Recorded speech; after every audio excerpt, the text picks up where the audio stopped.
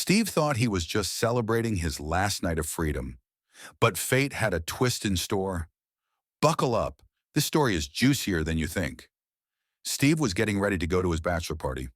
He and Amaka had already done their court wedding, and the church ceremony was set for the next day. They had been dating for just 4 months, and Steve, feeling the pressure of waiting, admitted to Amaka that he was incredibly horny. But Amaka stood firm.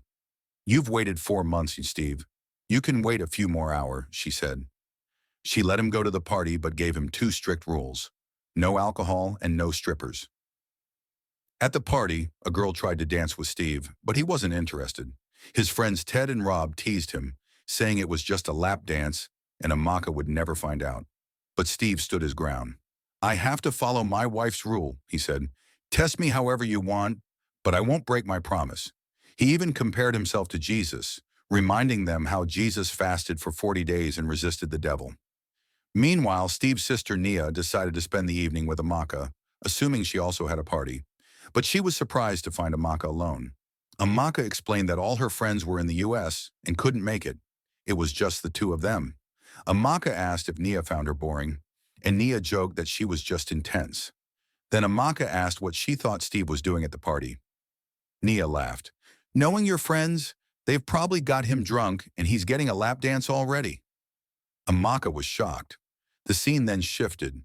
Steve was lying on a bed, and a stripper named Cleopatra was on top of him, kissing him. Later that night, Amaka couldn't sleep. She was worried. Steve wasn't answering her calls. Nia told her not to worry. Maybe he passed out, and reminded her that Steve was a grown man. But Amaka kept trying. Steve eventually woke up next to Cleopatra. He was shocked. He couldn't remember what had happened. At that moment, Amaka showed up at the house. The place was a mess. Rob and Ted were passed out, strippers around them. When Amaka opened Steve's door, she found him half-dressed in bed with Cleopatra. Furious, she walked away. At home, Nia was waiting when Amaka returned and started packing her bags. Steve begged her to stay. "I don't remember anything," he said. But when Amaka asked if he had slept with the stripper, Steve admitted he didn't know, but suspected he had. "You cheated just because you couldn't wait a few hours?" she asked, and then she left. "Don't come after me." Steve called and left her voice notes, apologizing, begging to talk, promising it would never happen again. But Amaka ignored them.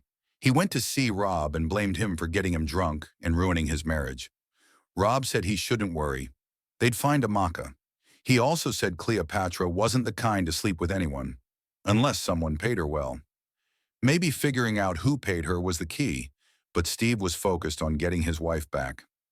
Days later, Ted called Steve, saying he saw Amaka at a hotel. Steve rushed over. Amaka tried to leave, but he stopped her. He begged for forgiveness. "It meant nothing," he said. "I don't even remember it." But Amaka wasn't interested. Steve fell into depression. He started drinking again. Nia noticed and called their mother. "He's back to drinking," she said. "He needs you." Steve kept trying to reach Amaka, but she dismissed him at every turn, even throwing water in his face once. His mother finally stepped in. "Give her time," she said. "Amaka loves you. She'll come back. But first you need to pull yourself together." Just as Steve was preparing to return to work, he opened the door, and there stood Cleopatra, bags in hand. "I'm pregnant," she said. "My boyfriend threw me out." Steve was shocked. "We only had a one-night stand. You're a stripper. You've slept with other men." But Cleopatra insisted. "I haven't slept with anyone else in 6 months. Steve had no time. His secretary called. He had a client waiting. He told Cleopatra she couldn't stay and promised to find her a place. On the way to work, Steve called Nia and asked if Cleopatra could stay with her. Nia refused. She had exams. He tried his friends, but there were no available houses. Back at home, Cleopatra got busy. She cleaned the house, bought groceries, even cooked. When Steve got home, he was amazed at how spotless everything was. He checked the cupboards, then found a pot of food. As he reached in, Cleopatra stopped him. "Yours is in the fridge," she said. "Go freshen up. I'll warm your food." After showering, Steve sat at the table, staring at the food.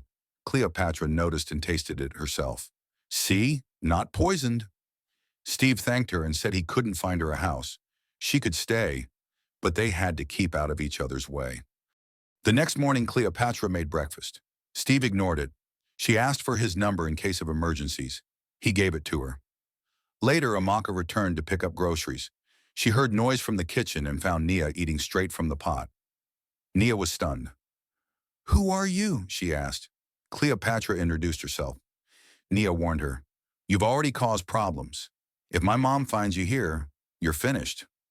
But Cleopatra said she could handle herself. The two eventually bonded, danced to music, and had fun until Steve walked in. Furious, he told Nia to come to his room.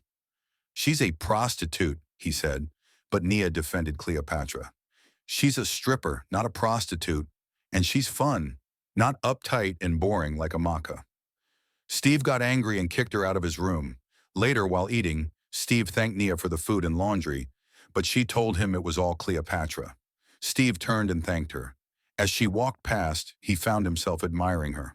The next morning, Steve caught himself staring at Cleopatra again. She noticed and said, "Your breakfast is on the table. I packed your lunch too."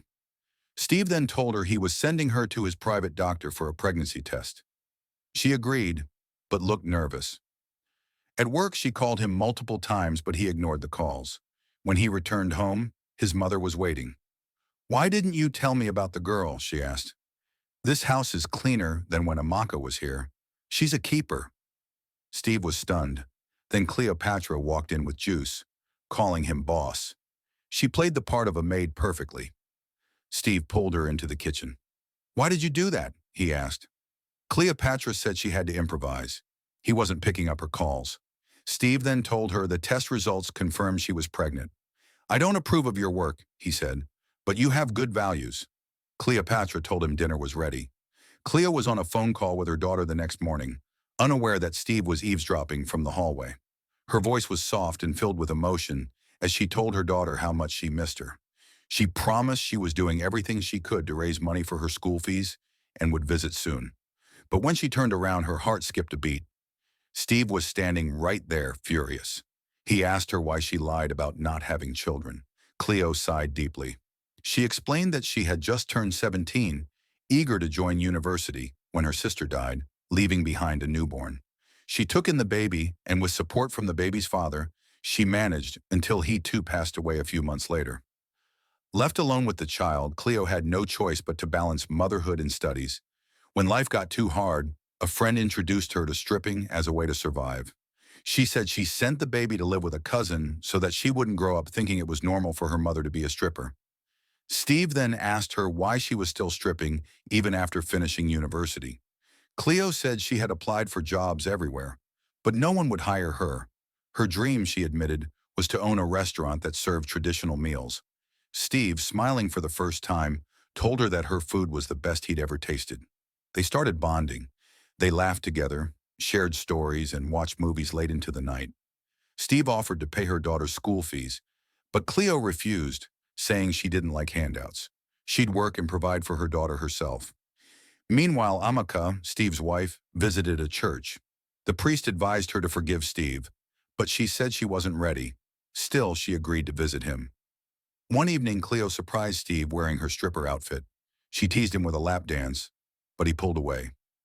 Laughing, she said she was only joking and asked for his opinion on the outfit. She had a gig that night. Steve then told her he'd found an apartment for her and she would be moving out soon.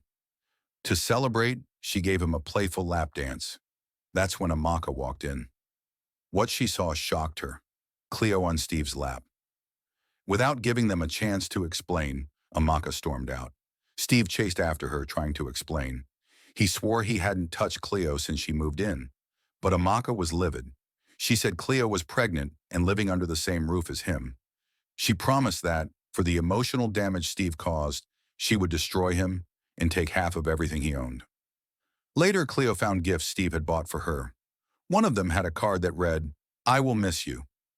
It moved her to tears. The next day, as she prepared to leave the house, she found Steve drunk and depressed. He finally opened up, confessing a terrible secret. Years ago, during a heated argument, his ex-girlfriend had picked up a knife to stab him. In self-defense, he pushed her. She slipped, hit her head on the bed frame, and died. His mother had told him to lie to the police and avoid prison. That's how he stayed free. And that's why he rushed into marrying Amaka, to bury the past. Cleo comforted him. She said he did what he had to in order to survive and offered him support, and told him to call if he ever needed her. But before she could walk out, Steve asked her to stay the night. Later, Cleo received a call. Her boss told her to leave the house as planned, but Cleo said her plans had changed. She was staying. What she didn't reveal was that her boss was Ted, Steve's longtime friend. The next morning, Steve woke up with a thong on his head. Confused, he wondered if he had slept with Cleo. He found a letter beside him and read it, a smile creeping across his face. But the mood was shattered when he received a package. Divorce papers from Amaka. He told his mother, who was furious. She said Amaka could never take half of the inheritance, not while she was still alive. But Steve confessed the truth. Amaka knew about his ex's death and was blackmailing him. His mother went to speak with Amaka, but Amaka was cold and defiant. She said she left London to marry Steve and wasn't leaving empty-handed. Days later, Steve ran into Cleo. She had moved out but hadn't moved into the apartment he got her. He asked if she'd been ignoring his calls and attending her checkups. She dodged the questions, saying she was just busy. Steve told her the divorce settlement was approaching, and Amaka wanted a house, half his inheritance, and a stake in his business.